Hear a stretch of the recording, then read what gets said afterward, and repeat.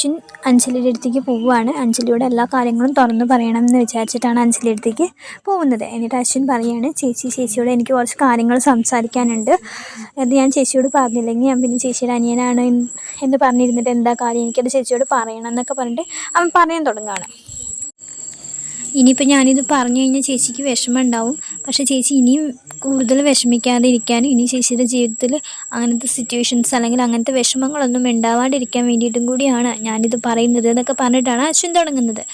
അപ്പോൾ അഞ്ജലി പറയുന്നുണ്ട്, എന്താ കുഞ്ഞാ, എന്താണ് വെച്ചാൽ നീ പറയും, നീ ഇങ്ങനെയൊന്നും പറയാൻ നിൽക്കാതെ നീ കാര്യം പറയുമെന്ന് പറയുന്നുണ്ട്. അപ്പോൾ അശ്വിൻ ഇങ്ങനെ തിരിഞ്ഞ് നിന്നിട്ട് അഞ്ജലി ഇങ്ങനെ നിൽക്കുമ്പോൾ അഞ്ജലിയുടെ നേരെ ഓപ്പോസിറ്റ് തിരിഞ്ഞ് നിന്നിട്ട് അശ്വിൻ ഇങ്ങനെ കാര്യങ്ങളൊക്കെ പറഞ്ഞു തുടങ്ങുകയാണ്. അപ്പോൾ അശ്വിൻ പറഞ്ഞു തുടങ്ങുമ്പോഴേക്കും അഞ്ജലി ബോധം കെട്ടിട്ട് കട്ടിലിൽ വീഴുന്നുണ്ട്, ബെഡിൽ വീഴുന്നുണ്ട്. പക്ഷേ അശ്വിൻ ഇത് അറിയുന്നില്ല. അശ്വിൻ ഇങ്ങനെ ഒക്കെ പറഞ്ഞു തുടങ്ങുകയാണ്. ശ്യാമേട്ടൻ ചേച്ചീനെ ചതിക്കായിരുന്നു, ശ്യാമും ശ്രുതിയും തമ്മിൽ വേറൊരു ബന്ധമുണ്ട് എന്നൊക്കെ ഇങ്ങനെ അശ്വിൻ പറഞ്ഞു തുടങ്ങുകയാണ്. അപ്പോഴേക്കും അഞ്ജലി ഇതൊന്നും കേട്ടിട്ടില്ല കേട്ടോ. അഞ്ജലി ബോധം കെട്ടി വീണിരിക്കുകയാണല്ലോ. ചേച്ചി ഇങ്ങനെ ദൈവത്തെ പോലെ കാണുന്ന ശ്യാം ചേച്ചീനെ ചതിക്കായിരുന്നു, അയാൾക്ക് വേറൊരു പെൺകുട്ടിയായിട്ട് ഇഷ്ടത്തിലാണ്, അവളെ കല്യാണം കഴിക്കാൻ പോവുകയാണ്, ചേച്ചി വിഷമിക്കരുതെന്ന് കേട്ടിട്ട് ചേച്ചിക്ക് ആൾ പോവാൻ പോട്ടെ ചേച്ചി, ചേച്ചിക്ക് ഞാനുണ്ടാവില്ലേ എന്നും, കൂട്ടിന് കുഞ്ഞൻ ഞാനുണ്ടാവും എന്നൊക്കെ പറയുകയാണ് അശ്വിൻ. എന്നിട്ട് തന്നെ അശ്വിൻ തിരിഞ്ഞ് നോക്കുമ്പോഴാണ് ചേച്ചി ബോധം കെട്ട് കിടക്കുന്നത് കാണാം. അപ്പോൾ വേഗം പേടിച്ചിട്ട് ചേച്ചീന്ന് വിളിക്കുന്നുണ്ട്. ചേച്ചിയോട് ഞാൻ സത്യങ്ങളൊന്നും പറയാൻ പാടില്ലായിരുന്നു, ചേച്ചി എണീക്ക് ചേച്ചി എന്നൊക്കെ പറഞ്ഞിട്ട് അശ്വിൻ കരയാണ്. എന്നിട്ട് വേഗം അടുത്തുണ്ടാകുന്ന വെള്ളമൊക്കെ എടുത്തിട്ട് ഞാൻ മുഖത്തൊക്കെ തളിക്കുമ്പോൾ അഞ്ജലി എണീച്ചപ്പോൾ അശ്വിൻ പറയുകയാണ്, ചേച്ചിയോട് ഞാൻ സത്യങ്ങളൊന്നും പറയാൻ പാടില്ലായിരുന്നു ചേച്ചി, സോറി ചേച്ചി എന്നൊക്കെ പറയുകയാണ്. അപ്പോൾ അഞ്ജലി ചോദിക്കുന്നത്, ഞാൻ എന്താ പറഞ്ഞു കുഞ്ഞാ, ഞാനൊന്നും കേട്ടില്ലല്ലോ എന്നൊക്കെ പറഞ്ഞിട്ട് അഞ്ജലി ചോദിക്കുകയാണ്, ഞാൻ എന്താ പറഞ്ഞത്, ഞാനൊന്നും കേട്ടില്ലല്ലോ കുഞ്ഞാന്ന് പറയുകയാണ്. അങ്ങനെ ഇവർ സംസാരിച്ചുകൊണ്ടിരിക്കുമ്പോഴാണ് രാമേട്ടൻ ഒരു ഹോസ്പിറ്റലിലത്തെ കടലാസ് ചെക്കപ്പ് ചെയ്തതിൻ്റെ കടലാസ് കൊണ്ട് വരുന്നത്. എന്നിട്ടത് അഞ്ജലിയുടെ കയ്യിൽ കൊടുക്കുമ്പോൾ അഞ്ജലി ഇത് വായിച്ച് നോക്കുമ്പോൾ അവൾക്ക് നല്ല സന്തോഷമായപ്പോൾ അശ്വിനാണെന്ന് പേടിച്ചിട്ട് ചോദിക്കുക, എന്താ ചേച്ചിക്ക് വേറെ എന്തെങ്കിലും അസുഖം ഉണ്ടോ എന്നൊക്കെ ചോദിക്കുകയാണ്. അപ്പോൾ അഞ്ജലി പറയാണ്, കുഞ്ഞാ ഞാൻ പ്രഗ്നൻ്റ് ആണ്, നീ ഒരു അമ്മാവനാവാൻ പോകുന്നു എന്നൊക്കെ പറഞ്ഞിട്ട് അശ്വിനെ കെട്ടിപ്പിടിച്ചിട്ട് നല്ല സന്തോഷത്തിൽ നിൽക്കുകയാണ്. അപ്പോഴാണ് അവിടേക്ക് അശ്വിന് കയറി വരുന്നത്. ഇത് കേട്ടപ്പോൾ തന്നെ അശ്വിൻ്റെ ഫുള്ള് ഇത് പോയി. അശ്വിന് ആകെ ടെൻഷൻ അടിച്ചു, ഇനി എന്താ ചെയ്യുക, ഇനിയിപ്പോൾ ചേച്ചിയോട് ഒന്നും പറയാൻ പറ്റില്ലല്ലോ എന്നുള്ള ഇതായി. അപ്പോൾ ഈ ശ്യാമ് വന്നപ്പോൾ ശ്യാമിനോട് ഇത് പറഞ്ഞ് ശ്യാമിനെ കെട്ടിപ്പിടിച്ചിട്ട് അഞ്ജലി പറയും, ശ്യാമേട്ടനൊരു അച്ഛനാവാൻ പോകുന്നു എന്നിങ്ങനെ പറയും.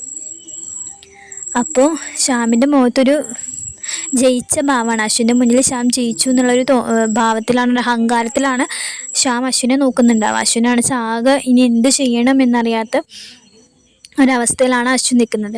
അശ്വിനാണെച്ചാൽ അശ്വിൻ്റെ അമ്മേനെ ഓർമ്മ വരികയാണ്. ഇങ്ങനെയാണ് അവൻ്റെ അമ്മേനെ നഷ്ടമായത്. കാരണം അച്ഛൻ വേറൊരു സ്ത്രീയായി ബന്ധത്തിലായി എന്ന് അറിഞ്ഞതിന് ശേഷമാണ് അശ്വിൻ്റെ അമ്മ ആത്മഹത്യ ചെയ്യുന്നത്.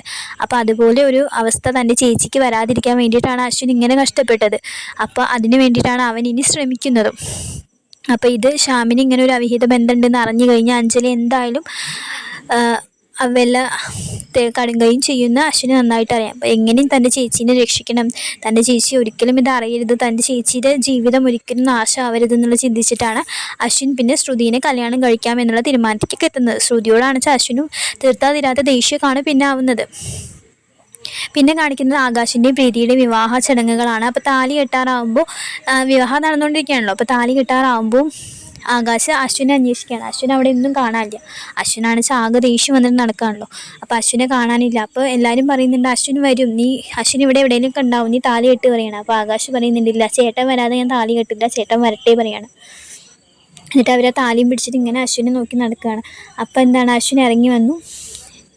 അപ്പോൾ അശ്വിൻ ഇറങ്ങി വന്നപ്പോൾ താലികെട്ട് ചടങ്ങും കല്യാണം കഴിഞ്ഞു. അവർ എന്നിട്ട് വലം വയ്ക്കും. അങ്ങനെ വലം വയ്ക്കുന്ന സമയത്ത് ശ്രുതിയുടെ കൈയും പിടിച്ചിട്ട് അശ്വിൻ മുകളിലേക്ക് കയറി പോവാണ്. അപ്പോൾ ശ്രുതിക്ക് ഒന്നും അറിയില്ല. ശ്രുതിനെ വലിച്ചു പിടിച്ചിട്ടാണ് അശ്വിൻ വലിച്ചു കയറ്റിയിട്ടാണ് കൊണ്ടുപോകുന്നത്. അത് കഴിഞ്ഞ് ശ്രുതി ചോദിക്കുന്നുണ്ട്, സാർ എന്താ കാണിക്കുന്നത്, കൈ വെടിയിക്കുന്നുണ്ട്. അപ്പോൾ പറയാണ്, കണ്ടില്ലേ, ഞാൻ വന്നാലാണ് ആകാശ് നിൻ്റെ ചേച്ചിയുടെ കഴുത്തിൽ താലി വരെ കെട്ടുള്ളൂ. നിൻ്റെ ചേച്ചി ഇവിടെ സന്തോഷമായിട്ട് നല്ല ഈ സുഖ സൗകര്യങ്ങളൊക്കെ അനുഭവിച്ച് ജീവിക്കണമെങ്കിൽ ഞാൻ പറയുന്നത് നീ കേൾക്കണം എന്ന് പറയാണ്. അപ്പോൾ അതുവരെ ശ്രുതി കണ്ടിട്ടുള്ള ഒരു അശ്വിനായിരിക്കില്ല ശ്രുതിയോട് പറയുന്നത്. ആകെ റൂഡായിട്ടാണ് അശ്വിൻ ബിഹേവ് ചെയ്യുക.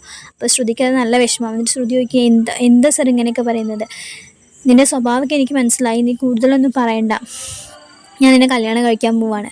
പക്ഷെ അത് വെറും 6 മാസത്തേക്കുള്ളൊരു കോൺട്രാക്ട് മാരേജ് ആണ്. അതിന് നീ സമ്മതിച്ചില്ലെങ്കിൽ നിൻ്റെ ചേച്ചി ഇവിടെ ഒരിക്കലും സന്തോഷമായിട്ട് ജീവിക്കില്ല എന്ന് പറയുകയാണ്.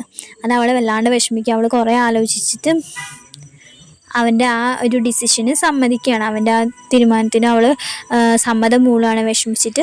പിന്നെ ഇവരുടെ ചടങ്ങുകൾ കഴിഞ്ഞ് ഇവർ വീട്ടിലേക്ക് കയറി വരുമ്പോൾ അശ്വിനും ശ്രുതിയും വേറൊരു അമ്പലത്തിൽ പോയി താലി കെട്ടി തിരിച്ചു വരുന്നതൊക്കെയാണ് നാളത്തെ എപ്പിസോഡ്സിൽ കാണിക്കാൻ പോകുന്നത്. പിന്നെ കുറേ വഴക്കും പരിഭവങ്ങളും മിണ്ടലൊക്കെ ആയിട്ട് അവർ ഒന്നിക്കുന്ന നിമിഷങ്ങളൊക്കെ വരാൻ പോകുന്നുണ്ട്. അതൊരു ഹോളി ദിവസമാണ്. ഇവർ പരസ്പരം സ്നേഹം പറയും, പരസ്പരം ഒന്നാവുകയും ചെയ്യുന്ന എപ്പിസോഡൊക്കെ വരുന്നത് ഒരു ഹോളി ദിവസമാണ്. അത് കഴിഞ്ഞ് പിന്നെ ഇവർ സന്തോഷപൂർവ്വം ഭാര്യയും ഭർത്താവായിട്ട് ജീവിക്കും. അത് കഴിഞ്ഞ് എല്ലാവരുടെയും അവരുടെ സന്തോഷത്തിൽ അവരുടെ ഒരു മാരേജ് ഫങ്ഷൻ നടക്കും. അശ്വിനും സന്തോഷത്തിൽ പൂർണ്ണ സമ്മതത്തോടെ നടത്തുന്ന ഒരു മാരേജ് ഫങ്ഷനൊക്കെ ഉണ്ട്. അതിൽ ഹൽദി മൈലാഞ്ചി ചടങ്ങുകളെല്ലാം നടക്കുന്നുണ്ട്. അതിൻ്റെ ഇടയിലും അഞ്ജലിയെ അപകടപ്പെടുത്താൻ ശ്യാം ശ്രമിക്കുന്നുണ്ട്. അതിൽ അഞ്ജലിയുടെ കുഞ്ഞിനെ നഷ്ടപ്പെടുന്ന സീനൊക്കെ വരുന്നുണ്ട്. കുറച്ച് വിഷമുള്ള സീൻസും സന്തോഷമുള്ള സീനുകളൊക്കെ ഉണ്ട്. ഇവരുടെ റൊമാൻസും ഇവരുടെ പരസ്പരമുള്ള തല്ലുകൂടലുകളും ഒക്കെ വരുന്ന എപ്പിസോഡ്സ് വരുന്നുണ്ട്. അപ്പോൾ വീഡിയോ ഇഷ്ടമായി എല്ലാവരും ലൈക്ക് ചെയ്യണം, സബ്സ്ക്രൈബ് ചെയ്യണം. താങ്ക്